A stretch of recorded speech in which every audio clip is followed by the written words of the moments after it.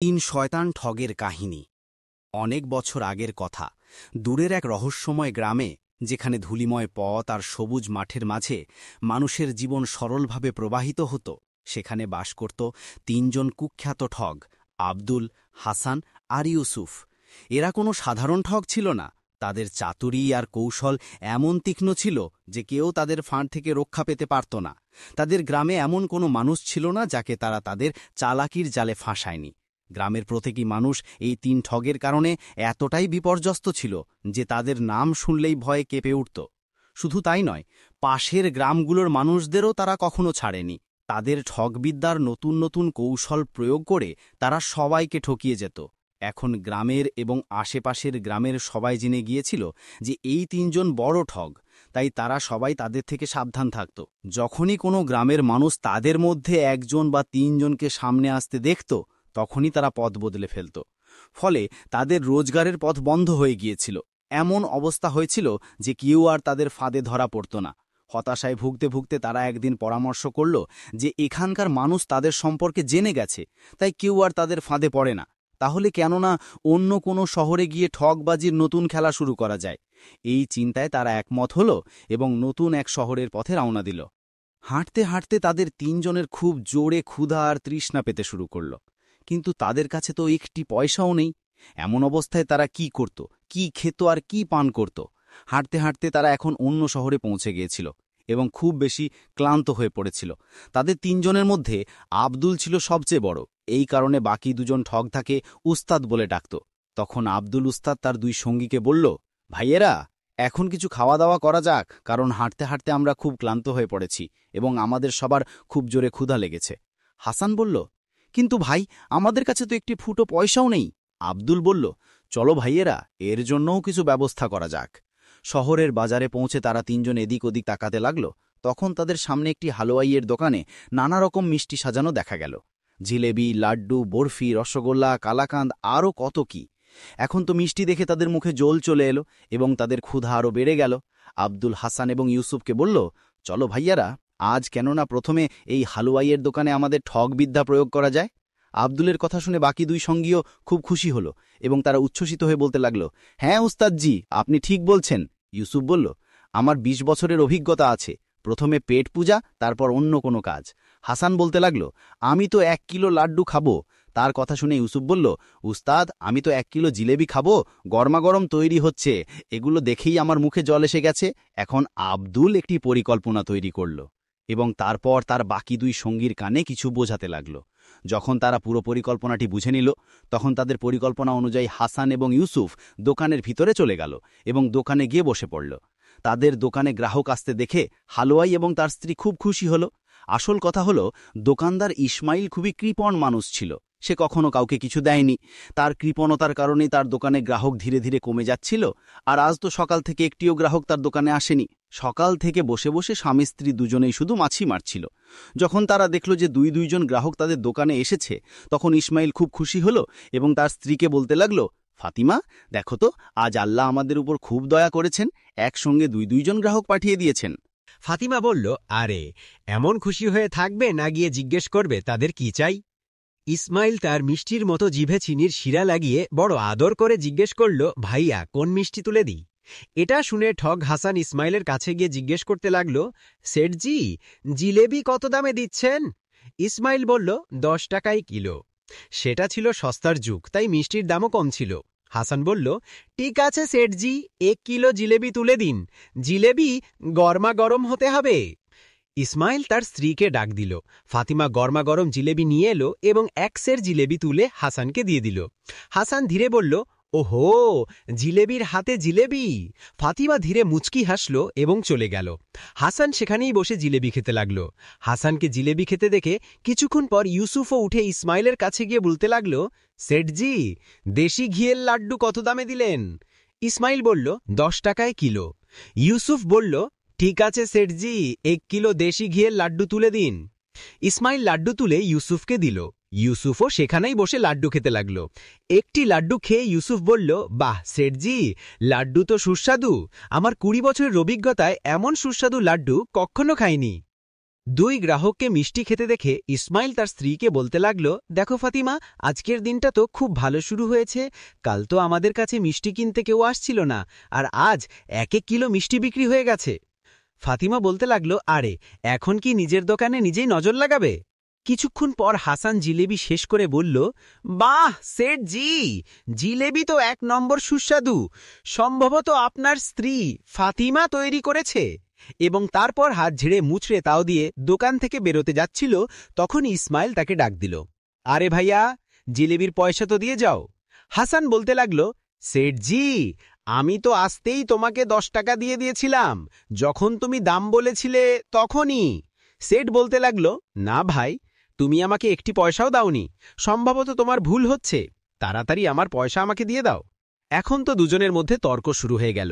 হাসান বলতে লাগল যে সেই 10 টাকা ইসমাইল শেঠকে দিয়ে দিয়েছে, যদিও ইসমাইল শেঠের দাবি ছিল যে আমাকে একটি পয়সাও দেওয়া হয়নি। এরই মধ্যে ইউসুফ জোরে চিৎকার করে বলল, সেট জি, দুজনের ঝগড়ায় আমার পয়সার কথা ভুলে যেও না। আমি তো আসতেই তোমাকে 50 টাকা দিয়ে দিয়েছিলাম, 10 টাকার লাড্ডু হয়ে গেছে, এখন বাকি 40 টাকা বকেয়া আছে।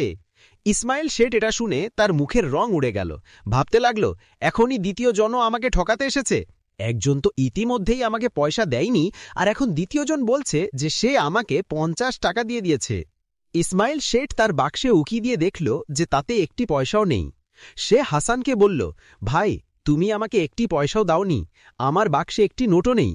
তার কথা শুনে ইউসুফ রেগে উঠল এবং বলল, সেঠজি, তুমি এর পয়সা তো নিয়েই নিয়েছ, এখন আমার পয়সা নেওয়ারও চেষ্টা করছ।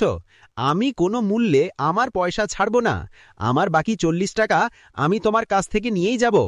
এখন তো হাসান এবং ইউসুফ দুজনেই ইসমাইল হালুয়ায়ের সঙ্গে লড়াই করছিল। বাইরে দাঁড়িয়ে থাকা তাদের সঙ্গী আব্দুল উস্তাদ অনেকক্ষণ ধরে এইসব দেখছিল। সে দোকানের ভিতরে গিয়ে বসে পড়ল। শেঠ ইসমাইল আব্দুলকে সেখানেই দাঁড়িয়ে থাকতে দেখেছিল এবং জানত যে এই লোকটি শুরু থেকেই পুরো খেলাটি দেখছে। তাই ইসমাইল আব্দুলকে বলল, আরে ভাই, তুমি তো আমার দোকানের বাইরে দাঁড়িয়ে অনেকক্ষণ ধরেই তামাশা দেখছ, তুমি এদের দুজনকে আসতে দেখেছ এবং এদের মিষ্টি খেতেও দেখেছ, তুমি বলো এরা আমাকে কোনো পয়সা দিয়েছে কি না? আব্দুল নির্দ্বিধায় শান্তভাবে বলতে লাগল, এরা পয়সা কোথায় দিয়েছে? আমি নিজের চোখে দেখেছি যে এই দুজন মিষ্টি নিয়ে খাওয়ার জন্য বসে গিয়েছিল। ইসমাইল হাসান এবং ইউসুফকে বলতে লাগল, দেখো ভাই, এই লোকটি মিথ্যা তো বলছে না। ইও বলছে যে তুমি আমাকে পয়সা দাওনি। হাসান এবং ইউসুফ এখন আগের থেকেও বেশি রেগে উঠল এবং বলল, হ্যাঁ, এই লোকটির সঙ্গে আমাদের কি সম্পর্ক? আমরা শুধু এটুকুই জানি যে আমরা পয়সা দিয়ে দিয়েছি। লড়াই করতে করতে তারা 3 জন দোকান থেকে বাইরে চলে এলো এবং সেখানে লোকজনের ভিড় জমে গেল। তখন কেউ এই খবর শহরের কোতোয়ালকে দিয়ে দিল। কোতোয়াল তার সিপাহীদের পাঠালো যে ঝগড়া করা 3 জনকে কোতোয়ালিতে ধরে নিয়ে আসা হোক। কোতোয়ালের সৈন্যরা এসে 3 জনকে ধরে কোতোয়ালের কাছে নিয়ে গেল। এখন তারা দুজন বলছিল যে আমরা পয়সা দিয়ে দিয়েছি। ইউসুফের তো 40 টাকা এখনও বাকি ছিল, যদিও ইসমাইল শেঠের দাবি ছিল যে এই দুজন আমাকে কোনো পয়সা দেয়নি। আমি আমার বাক্সেও দেখেছি, তাতে আগে থেকে রাখা পয়সা ছাড়া আর কিছুই ছিল না। এই দুজন মিথ্যা বলছে। সব কথা শুনে কোতোয়াল বলতে লাগল, ইসমাইল, তোমার কাছে কোনো সাক্ষী আছে যে এই কথা বলতে পারে যে এরা তোমাকে পয়সা দিয়েছে না দেয়নি? ইসমাইল শেঠের মনে পড়ল যে সেই সময় দোকানের বাইরে একজন লোক দাঁড়িয়েছিল যে কিছুক্ষণ পর তার দোকানের ভিতরে এসে বসেছিল এবং সবকিছু দেখেছিল। সে এই কথাও স্বীকার করেছিল যে এই দুজনের কেউই কোনো পয়সা দেয়নি। এই কথা মনে পড়তেই ইসমাইলের মুখ উজ্জ্বল হয়ে উঠল। সে কোতোয়ালকে বলল, কোতোয়ালজি, সেই সময় আমার দোকানের সামনে আরেকজন গ্রাহক দাঁড়িয়েছিল যে কিছুক্ষণ পর আমার দোকানের ভিতরে এসেছিল। সে সবকিছু দেখেছিল এবং এই দুজনের সামনেই বলেছিল যে এরা মিথ্যা বলছে। কোতোয়াল বলল, তাহলে ঠিক আছে ইসমাইল, আজ সন্ধ্যের মধ্যে সেই সাক্ষীকে কোতোয়ালিতে হাজির করো। এখন তো ইসমাইল উল্টো পায়ে দৌড়ে তার দোকানে ফিরে গেল। দেখল আব্দুল এখনও দোকানের সামনে একটি গাছের নিচে বসে আছে। ইসমাইল শেঠ তার হাত পা জোড় করে বলতে লাগল, ভাই, তুমি আমার সাক্ষ্য দাও, তাহলে আমার পয়সা ফেরত পাবো।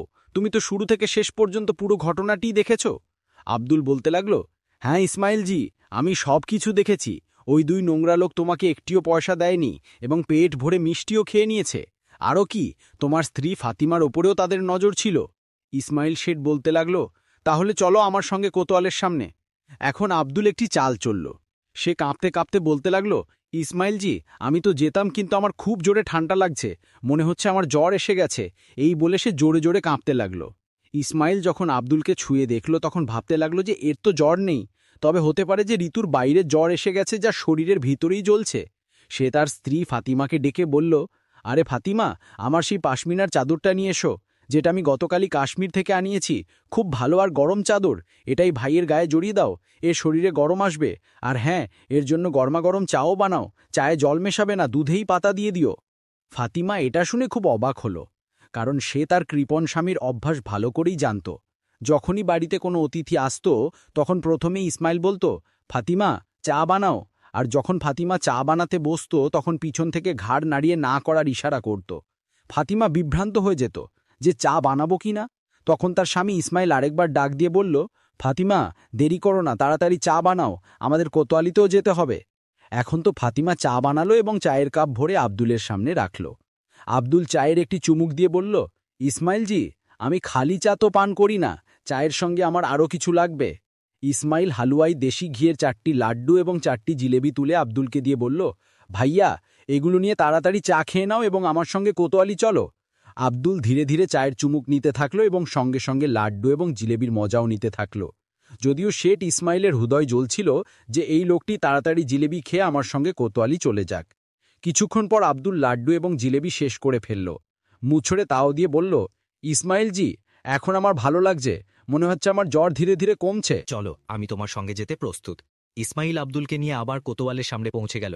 ইসমাইল বলল, হুজুর, এই সেই লোক যে পুরো ঘটনাটি দেখেছে। কোতোয়াল আব্দুলকে জিজ্ঞেস করল, কেন ভাই, তুমি এদের বিনামূল্যে মিষ্টি খেতে দেখেছ? তখন আব্দুল হঠাৎ তার ভাব বদলে বলল, না কোতোয়ালজি, আমি তো এদের দুজনকে পয়সা দিতে দেখেছি। একজন তো আসতেই 10 টাকার নোট দিয়েছিল এবং আরেকজন 50 টাকার নোট দিয়েছিল, এবং ইসমাইলজি বলেছিল যে বাকি 40 টাকা পরে নিয়ে নেবে। এটা শুনে ইসমাইল সেটের মুখের রং উড়ে গেল। সে আব্দুলকে বলল, আরে ভাই, তুমি এটা কি বলছো? তুমি তো আমার পক্ষে সাক্ষ্য দেবে। আব্দুল বলল, যখন তুমি আমাকে মারধরের হুমকি দিয়েছিলে তখন আমি আর কি বলতাম? এবং তারপর সে কোতোয়ালকে বলতে লাগল, দেখুন হুজুর, এই লোকটি আমাকে খুব ভয় দেখিয়েছে, হুমকি দিয়েছে, তাই আমি সাক্ষ্য দিতে রাজি হয়েছিলাম, কিন্তু আপনার সামনে আমার কারও ভয় নেই। এটা শুনে ইসমাইল সেটের পায়ের নিচ থেকে যেন মাটি সরে গেল। সে বুঝে গেল যে এই 3 জন একসঙ্গে মিলে কাজ করছে এবং 3 জনই ঠগ।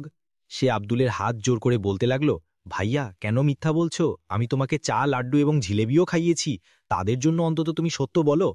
আব্দুল তৎক্ষণাৎ বলতে লাগল, হুজুর, এই লোকটি নিজের মুখেই স্বীকার করেছে যে এই আমাকে জিলেবি, লাড্ডু এবং চা খাইয়েছে।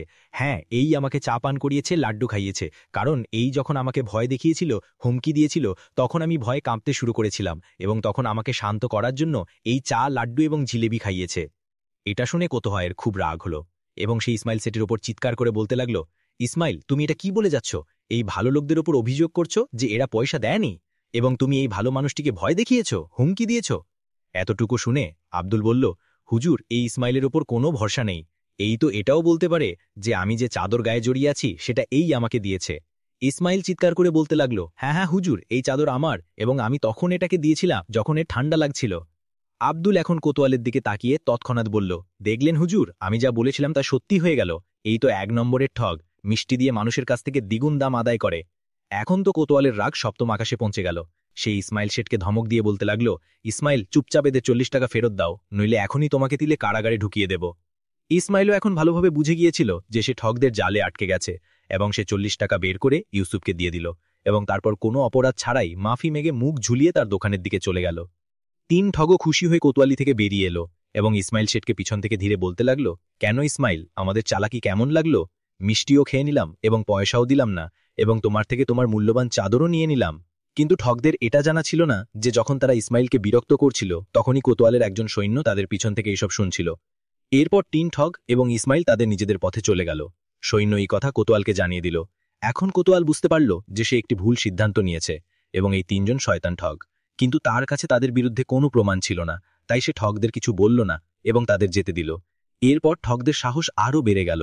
তারা ভাবতে লাগল যে এই শহরের মানুষদের খুব সহজেই ঠকানো যায়। তারা 3 জন রাত কাটানোর জন্য একটি পুরানো খণ্ডঘরে পৌঁছে গেল। পরের 2-3 দিন তারা আরও কিছু লোকের সঙ্গে ঠগবাজি করল এবং বেশ কিছু সম্পদ জড়ো করল। এখন তারা এই খণ্ডঘরেই থাকতে শুরু করেছিল। 3য় দিনে তারা সিদ্ধান্ত নিল যে এখন তারা এই শহর থেকে চলে যাবে। কিন্তু সেই রাতে এমন হলো যে যখন তারা খণ্ডঘরে থাকছিল তখন তাদের কাছে আরেকজন লোক এসে থাকল যে দেখতে বেশ ধনী মনে হচ্ছিল। 3 ঠগ তার সঙ্গে কথাবার্তা শুরু করল। তখন জানা গেল যে সে শহরে আগত একজন ঘোড়ার ব্যবসায়ের মুন্সি ছিল, যাকে পরদিন সকালে তার মালিকের কাজে অন্য শহরে যেতে হবে। কথার মাঝেই জানা গেল যে ঘোড়ার ব্যবসায়ীর কাছে এক একটি উৎকৃষ্ট জাতের ঘোড়া আছে যাদের দাম হাজার হাজার টাকায়। ঠগরা সেই লোকটির কাছ থেকে ঘোড়ার ব্যবসায়ীর নাম এবং ঠিকানা জেনে নিল। তারা পরিকল্পনা করল যে এই শহর ছাড়ার আগে কেননা একটি শেষ ঠগবাজি করা যায় এবং ঘোড়ার ব্যবসায়ীর কাছ থেকে একটি ভালো জাতের ঘোড়া ঠগিয়ে নেওয়া যায় যার দাম হাজার হাজার টাকায়। এবং তারপর ৩ জন ঘোড়ার ব্যবসায়ীকে ঠকানোর পরিকল্পনা তৈরি করল। পরদিন সকালে আব্দুল এবং ইউসুফ ঘোড়ার ব্যবসায়ীর কাছে পৌঁছে গেল, যেখানে ব্যবসায়ীর তাঁবু খাটানো ছিল। আব্দুল ব্যবসায়ীর কাছে গিয়ে বলতে লাগল, আমার একটি খুবই ভালো জাতের ঘোড়া চাই, দাম যাই হোক আমি দিতে প্রস্তুত। এবং সঙ্গে সঙ্গে তার সঙ্গে আসা ইউসুফের পরিচয় দিয়ে বলল, এই আমার ভাই যে বেচারা চোখে অন্ধ, এও আমার সঙ্গে চলে এসছে। ব্যবসায়ী বলল, আপনারা চিন্তা করবেন না, আমার কাছে এক একটি উৎকৃষ্ট জাতের ঘোড়া আছে। এবং তারপর ব্যবসায়ী তাদের একটি খুবই চমৎকার ঘোড়া এনে দেখালো এবং বলল যে এই ঘোড়ার দাম হাজার হাজার টাকায়, আপনারা কি এটি কিনতে চান? ঘোড়াটি দেখেই আব্দুল মনে মনে ভাবতে লাগল যে সত্যিই ঘোড়াটি খুবই দুর্দান্ত। সে ব্যবসায়ীকে বলল, আমি ঘোড়া কেনার আগে একবার এর ওপর চড়ে এর গতি এবং চাল দেখতে চাই। যদি আমার সবকিছু ঠিকঠাক লাগে তবে আমি এই ঘোড়াটি মুখের দাম দিয়েও কিনতে প্রস্তুত। আপনি আমাকে এর ওপর চড়তে দিন, যতক্ষণ আমি একটি চক্কর লাগিয়ে আসছি ততক্ষণ আমার এই অন্ধ ভাই আপনার কাছে বসে থাকবে। ব্যবসায়ী বলল, হ্যাঁ হ্যাঁ হুজুর, অবশ্যই আপনি কোনো সমস্যা ছাড়াই এই ঘোড়ার গতি এবং চাল পরীক্ষা করতে পারেন। এরপর আব্দুল সেই চমৎকার ঘোড়ার উপর চড়ে বসল। আসলে তাদের দুজন ঠগের পরিকল্পনা ছিল যে আব্দুল ঘোড়ার গতি পরীক্ষার বাহানায় ঘোড়াটি নিয়ে পালিয়ে যাবে এবং পিছন থেকে তার সঙ্গী ইউসুফও সেখান থেকে পালিয়ে যাবে। আব্দুল ঘোড়াটিকে হাঁক দিল, ঘোড়াটি দৌড়াতে শুরু করল। আব্দুল মনে মনে খুব খুশি হচ্ছিল যে চলো আমার কাজ হয়ে গেল, ঘোড়াটি এখন আমার দখলে চলে এসেছে। ঘোড়াটিকে দৌড়াতে দৌড়াতে আব্দুল যেই কিছু দূর গেল তখনই হঠাৎ ঘোড়াটি লাফাতে শুরু করল এবং খুব খারাপভাবে লাফাতে লাগল। সেটি তো আব্দুলের নিয়ন্ত্রণের বাইরে চলে গেল। এটি আব্দুলকে মাটিতে ফেলে দিল। বেচারা আব্দুল খুব খারাপভাবে আহত হয়ে গিয়েছিল। যতক্ষণ সে হুঁশ ফিরে পেল ততক্ষণ দেখল যে তার চারপাশে কোতোয়ালের সিপাহীরা দাঁড়িয়ে আছে এবং তার সামনে সেই ব্যবসায়ী দাঁড়িয়ে আছে যার ঘোড়াটি সে চুরি করে নিয়ে এসেছিল। ব্যবসায়ী হাসতে হাসতে আব্দুলকে বলল, কেন আব্দুল ওস্তাদ, আজ তো তোমার ঠকবাজি তোমার উপর ভারী পড়ে গেল, তাই না? তুমি কি ভেবেছিলে তুমি আমার কাছ থেকে পালিয়ে যাবে? সেদিন তুমি বেঁচে গিয়েছিলে, কিন্তু আজ বাঁচবে না। আব্দুলের কিছুই বোঝা যাচ্ছিল না যে ব্যবসায়ী কোন দিন বাঁচার কথা বলছে। ব্যবসায়ী বলল, আমি কোনো ঘোড়ার ব্যবসায়ী নই, বরং আমি শহরের কোতোয়াল, এবং এই পুরো নাটকটি আমিই সাজিয়েছিলাম।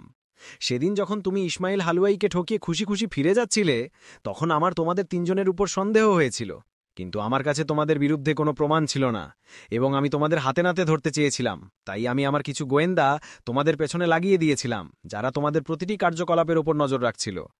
যে লোকটি তোমাদের সরাইয়ে মিলেছিল এবং যে তোমাদের আমার ঘোড়ার কথা বলেছিল সেও আমারই লোক ছিল, এবং যে ঘোড়াটি তুমি চুরি করে পালাচ্ছিলে এটি কোনো সাধারণ ঘোড়া নয়, বরং এটি আমার ঘোড়া, এবং এটিকে আমি এমনভাবে প্রশিক্ষণ দিয়েছি যে এটি আমার পিঠে আমি ছাড়া অন্য কাউকে বসতে দেয় না। আর যে এটা করে তার সেই পরিণতি হয় যা তোমার হয়েছে। এবং তোমার সেই অন্য সঙ্গী যে অন্ধ হওয়ার নাটক করছিল তাকেও আমার সিপাহীরা ধরে নিয়ে গেছে। এখন তাড়াতাড়ি তোমার তৃতীয় সঙ্গীটির কথা বলো, নইলে আমার সিপাহীরা তোমাকে কোররা মেরে তোমার চামড়া তুলে নেবে। মরতে কি না করে। বেচারা আব্দুল এখন নিজের জালে আটকে গিয়েছিল। কোররার ভয়ে সে তৎক্ষণাৎ তার তৃতীয় সঙ্গীর কথা বলে দিল যে সেখান থেকে কিছু দূরে তাদের দুজনের অপেক্ষায় ছিল। কোতোয়ালের সিপাহীরা তৃতীয় ঠগকেও গ্রেফতার করল। এভাবে এই ৩ ঠগ যারা এতদিন ধরে অনেক মানুষকে ঠকিয়েছিল এখন কোতোয়ালের হাতে ধরা পড়ল এবং তাদের বহু বছরের কারাগারের সাজা দেওয়া হল। এই ৩ ঠগ ধরা পড়ায় লোকেরা এখন স্বস্তির নিঃশ্বাস ফেলল এবং তাদের থেকে মুক্তি পেল। তাদের ঠকিয়ে নেওয়া সমস্ত সম্পদ তাদের কাছ থেকে ফিরিয়ে। এক পুরানো যুগের গল্প, যখন আরবের প্রাচীন শহর দামেস্ক তার সৌন্দর্য আর বাণিজ্যের জন্য বিখ্যাত ছিল। সেই শহরে ২ ভাইয়ের জীবন নিয়ে এই কাহিনী। তাদের জীবন ছিল সংগ্রাম, বিশ্বাস আর আল্লাহর ওপর ভরসার এক অপূর্ব মিশ্রণ। বড় ভাই সালিম আর ছোট ভাই রশিদের এই গল্পে রয়েছে পরিশ্রমের গুরুত্ব, অহংকারের ধ্বংস আর নম্রতার মাধ্যমে আল্লাহর রহমত লাভের শিক্ষা। এই কাহিনী শুধু একটি গল্প নয়, বরং জীবনের গভীর সত্যের প্রতিচ্ছবি, যা আজও আমাদের হৃদয়ে আলো জ্বালায়। দামেস্ক শহরে ২ ভাই থাকত। বড় ভাইয়ের নাম ছিল সালিম আর ছোট ভাইয়ের নাম ছিল রশিদ। তাদের বাবা ছিলেন একজন গরিব দর্জি, যিনি কষ্ট করে সংসার চালাতেন। একদিন হঠাৎ বাবা অসুস্থ হয়ে পড়লেন এবং কয়েকদিন পরে ইন্তেকাল করলেন। ২ ভাই এতিম হয়ে গেল। বাবার মৃত্যুর পর সংসারে অনেক কষ্ট নেমে এলো। সালিমের বয়স ছিল মাত্র ১৬ বছর আর রশিদের ১৪ বছর। ঘরে খাবারের কিছুই ছিল না।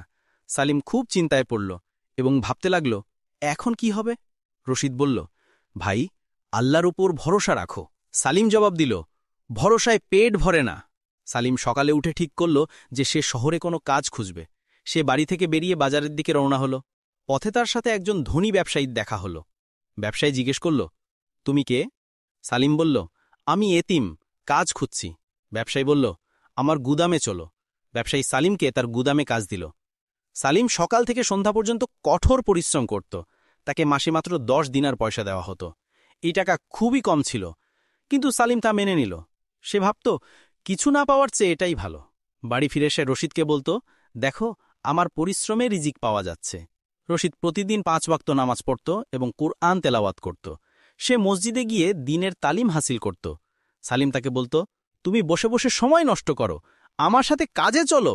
রশিদ মুস্কি হেসে বলতো, ভাই, ইলম হাসিল করাও জরুরি। আল্লাহ আমার রিজিক দেবেন। এই কথায় সালিম রেগে যেত। একদিন শহরে একজন বড় আলিম তাশরিফ আনলেন। লোকেরা তার ওয়াজ শুনতে মসজিদে জড়ো হল। রশিদও সেখানে গেল। আলিম বললেন যে আল্লাহর উপর ভরসা রাখে, আল্লাহ তার রিজিক পাঠান।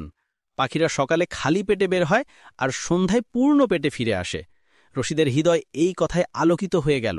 বাড়ি ফিরে রশিদ সালিমকে আলিমের কথাগুলো শোনাল। সালিম বলল, এসব গল্প, এটা বাস্তব নয়। রিজিকের জন্য পরিশ্রম করতে হয়। আমি প্রতিদিন হাড় ভাঙা খাটনি করি, তবেই রুটি পাই। তুমি শুধু বসে বসে আল্লাহ আল্লাহ করো, দেখি কত রিজিক আসে।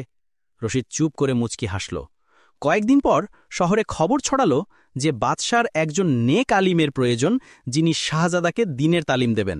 শহরের ওলামারা রশিদের নাম প্রস্তাব করল। রশিদ তখনও যুবক ছিল, কিন্তু তার ইলম ছিল গভীর। বাদশাহ রশিদকে মহলে ডাকলেন। রশিদ ভয়ে ভয়ে মহলে পৌঁছাল। বাদশাহ তার কাছে অনেক প্রশ্ন করলেন। রশিদ সব প্রশ্নের উৎকৃষ্ট জবাব দিল। বাদশাহ খুব খুশি হলেন এবং বললেন, আজ থেকে তুমি শাহজাদার উস্তাদ। তোমাকে প্রতি মাসে 100 দিনার দেওয়া হবে। এটা শুনে রশিদ অবাক হয়ে গেল।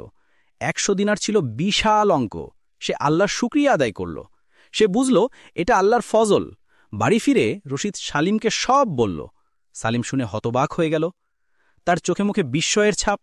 সে ভাবতে লাগল, আমি এত পরিশ্রম করি, তবুও 10 দিনার পাই, আর রশিদ বাড়িতে বসে থেকে 100 দিনার পেয়ে গেল। সালিমের মনে এক অদ্ভুত দ্বন্দ্ব শুরু হল। সে প্রতিদিন ব্যবসায়ীর গুদামে কাজ করত, কিন্তু তার মন বসত না। সে সবসময় এটাই ভাবত যে রশিদ এত সহজে রিজিক পেল কিভাবে। একদিন সে ব্যবসায়ীর কাছে বেতন বাড়ানোর আবেদন করল। ব্যবসায়ী তা প্রত্যাখ্যান করে বলল, এটাও পাচ্ছ, এটা তোমার ভাগ্য। সালিম রেগে বাড়ি ফিরল।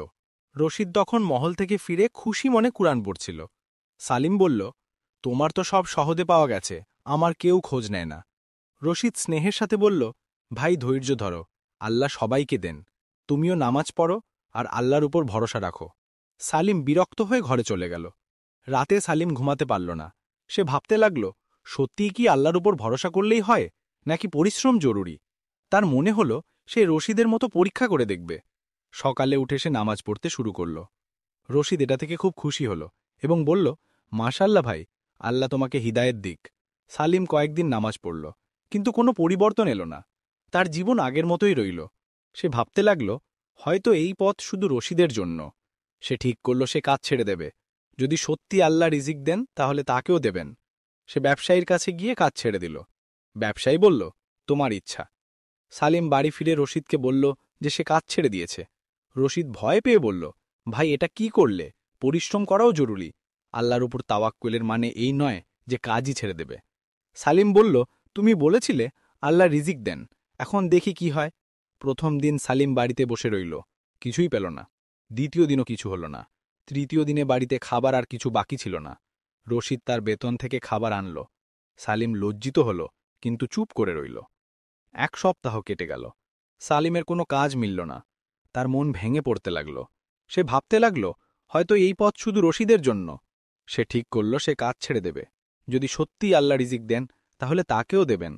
সে দিন সালিম মসজিদে বসেছিল, আল্লাহর কাছে দোয়া করছিল। তার চোখে পানি ছিল।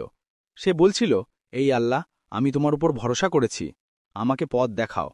তখন এক বৃদ্ধ ব্যক্তি সেখানে এলো। তিনি সালিমকে কাঁদতে দেখে জিজ্ঞেস করলেন, কি সমস্যা বাবা? সালিম তার পুরো গল্প শোনাল।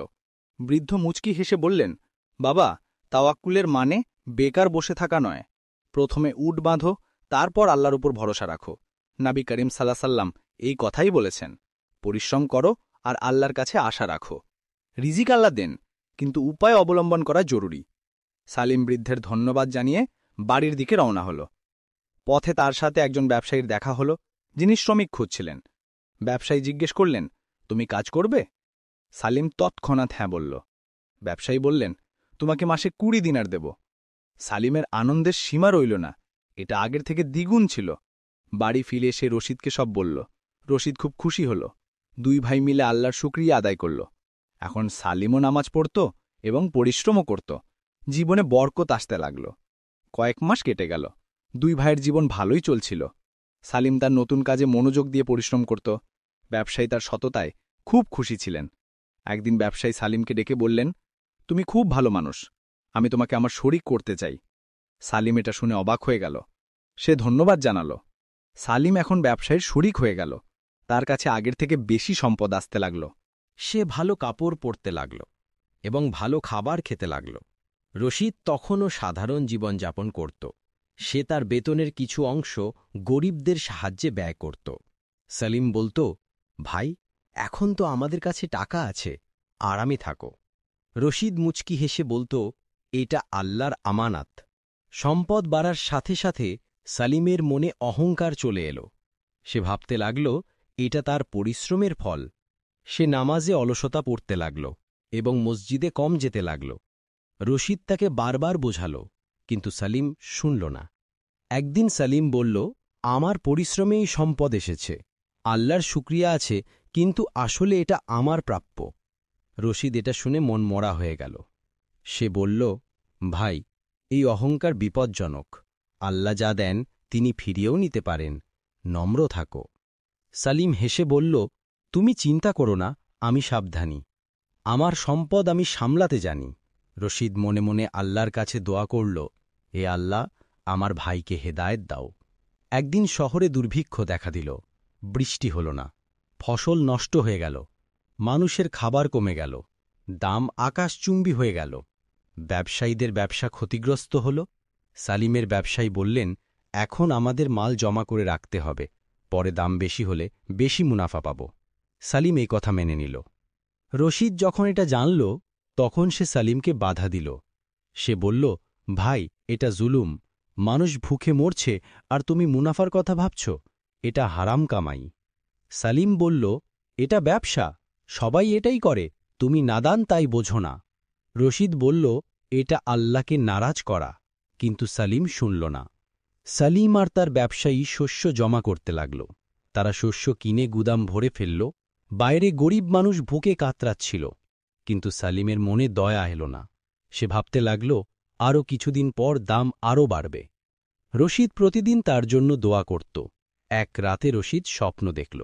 স্বপ্নে একজন নুরানি বুজুর্গ বললেন, রশিদ, তোমার ভাই ভুল পথে চলছে, আল্লাহ তাকে পরীক্ষা করছেন। যদি সে না সামলে তবে সব হারাবে, তাকে শেষবার বোঝাও। রশিদ ঘুম থেকে জেগে উঠল।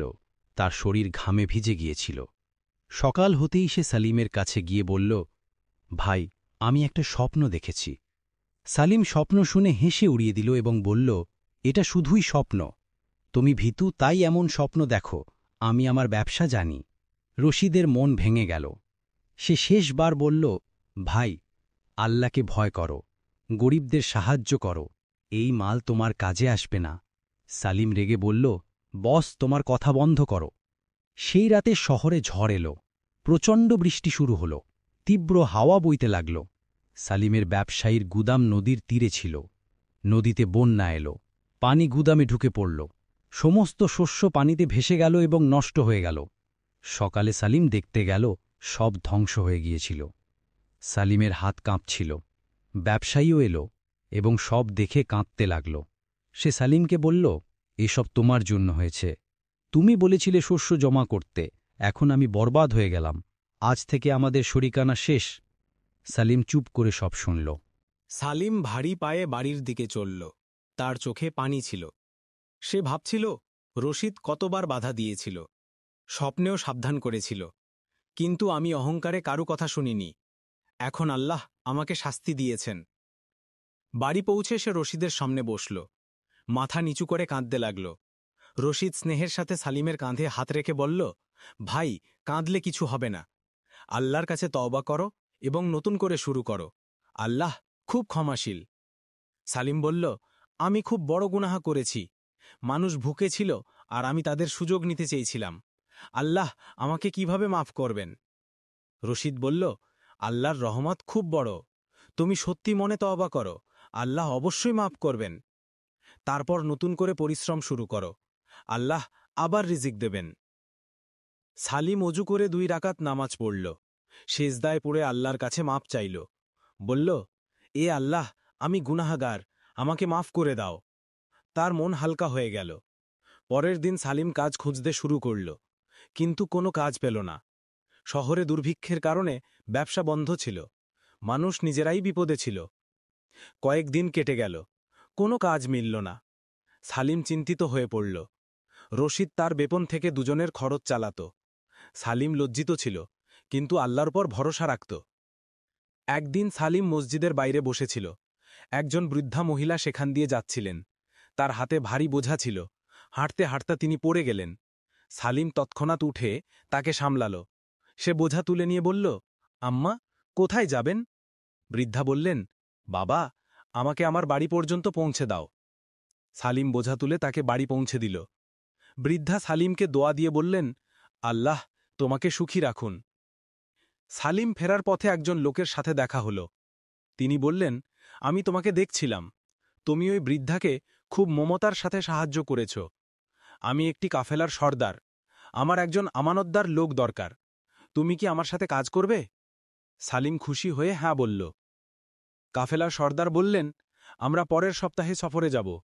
তোমাকে মালের হেফাজত করতে হবে। বেতন মাসে 50 দিনার। সালিম অবাক হয়ে গেল। এত বেতন সে কখনো পায়নি। সে আল্লাহর শুকরিয়া আদায় করল। সে বুঝল, নেক কাজের প্রতিদান আল্লাহ তৎক্ষণাৎ দেন। বাড়ি ফিরে সালিম রশিদকে সুখবর শোনাল।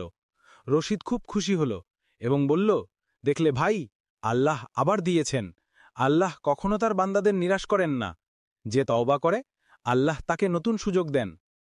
সালিম বলল, তুমি আমাকে সাহায্য করেছ, তাই আজ এই দিন দেখলাম। তুমি আমাকে আল্লাহর পথে ফিরিয়েছ। 2 ভাই মিলে শুকরানার নামাজ পড়ল। সালিম এখন পুরোপুরি বদলে গিয়েছিল। সে ঠিক করল, যা কামাবে তার থেকে গরিবদেরও দেবে। পরের সপ্তাহে কাফেলা রওনা হল। সালিম তার ভাই রশিদকে বিদায় জানাল। রশিদ দোয়া করল, আল্লাহ সফরে তোমার হেফাজত করুন। কাফেলায় 20টি উট ছিল, যেগুলোতে দামি মাল লাদা ছিল। সালিমের দায়িত্ব ছিল মালের হেফাজত। সর্দার বললেন, পথে ডাকাতও থাকতে পারে, সাবধান থেকো। সালিম মাথা নিচু করে সম্মতি জানাল।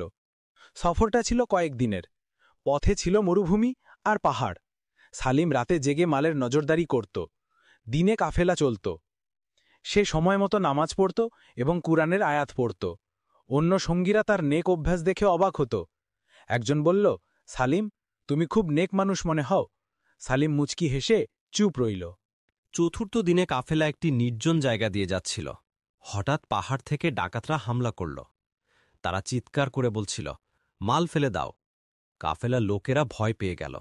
সর্দার বললেন, এখান থেকে পালাও। কিন্তু সালিম হিম্মত হারাল না। সে বলল, আমরা আমানতের হেফাজত করব। আল্লাহ আমাদের সাহায্য করবেন। সালিম উচ্চস্বরে আল্লাহর নাম নিল। বাকি সঙ্গীরাও হিম্মত পেয়ে গেল। তারা লাঠি তুলে নিয়ে ডাকাতদের মোকাবিলা করল। সালিম খুব সাহসিকতার সাথে লড়ল। ডাকাতরা বুঝল, এটা সহজ শিকার নয়। কিছুক্ষণ পর ডাকাতরা পালিয়ে গেল। কাফেলার লোকেরা আনন্দে চিৎকার করল। সর্দার সালিমকে জড়িয়ে ধরে বললেন, তোমার সাহস আজ সবাইকে বাঁচিয়েছে। তুমি না থাকলে আমরা ধ্বংস হয়ে যেতাম। আমি তোমার ওপর খুব খুশি। সালিম বলল, এটা সব আল্লাহর ফজল। আমি শুধু আমার দায়িত্ব পালন করেছি। আমানতের হেফাজত প্রত্যেক মুসলমানের ফরজ। সর্দার মনে মনে ভাবলেন, এটা সত্যিই একজন প্রকৃত মুমিন। কাফেলা তাদের গন্তব্যের কাছে পৌঁছে গেল। একটি বড় শহরে প্রবেশ করল। সেখানে সর্দার তার মাল বিক্রি করলেন। ভালো মুনাফা হল। সর্দার সালিমকে 50 দিনের দিলেন এবং বললেন, এটা তোমার বেতন। তারপর আরও 50 দিনের বের করে বললেন, এটা তোমার সাহসের পুরস্কার। সালিম ধন্যবাদ জানাল, কিন্তু পুরস্কার নিতে অস্বীকার করল। সালিম বলল, আমি শুধু আমার প্রাপ্য চাই। আমি আমার কাজ করেছি, তার পুরস্কার আল্লাহ দেবেন। সর্দার অবাক হয়ে গেলেন। তিনি বললেন, আজকাল কেউ এত সৎ নয়, তুমি সত্যি অসাধারণ।